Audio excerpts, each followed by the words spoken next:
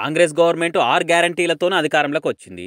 ఇచ్చిన హామీలను 100 రోజులలో అమలు చేసేందుకు ఆత్రంగా పనిచేస్తుంది. దినాం రివ్యూలు పెట్టి పరిస్థితి ఎట్లుందో అని తెలుసుకుంటారు మంత్రులు. అనుమానాలున్న డిపార్ట్మెంట్లను ప్రక్షాళన చేసేందుకు పావులు గీవులు బాగానే కదుపుతున్నారు. ఇక కొందరైతే అప్పుడే పనులు సురు చేసి పటాపట్ సంతకాలు కూడా చేస్తున్నారు.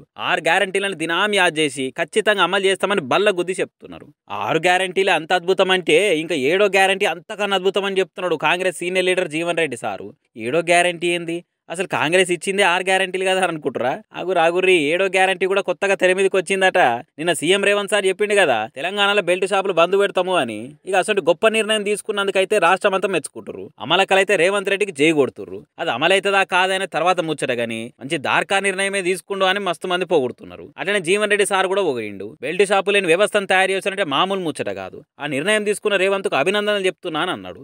6 గ్యారంటీలు ఎట్లయితున్నాయో ఈ బెల్ట్ షాపులది 7వ గ్యారంటీ అని అన్నాడు. కడమ 6 గ్యారంటీల కంటే కూడా 7వ గ్యారంటీ కిర్రాకుందని పొగిడిండు. ఇచ్చిన మాట మీదకించి అన్ని హామీలు అన్ని గ్యారంటీలు అమలైతట్టు చూస్తామని వచ్చిండు. అట్లా బెల్ట్ షాపుల ముచ్చట కూడా ఉందని బరాబర్ బల్లగుద్ది చెప్పిండు. జనాలైతే మస్తు ఖుషితో ఉన్నారు ఈ ముచ్చటిన్నాక. కానీ చూడాలి మరి అమలైతుందా అర్ధాంతరంగా బంద్ అవుతుందా అనేది.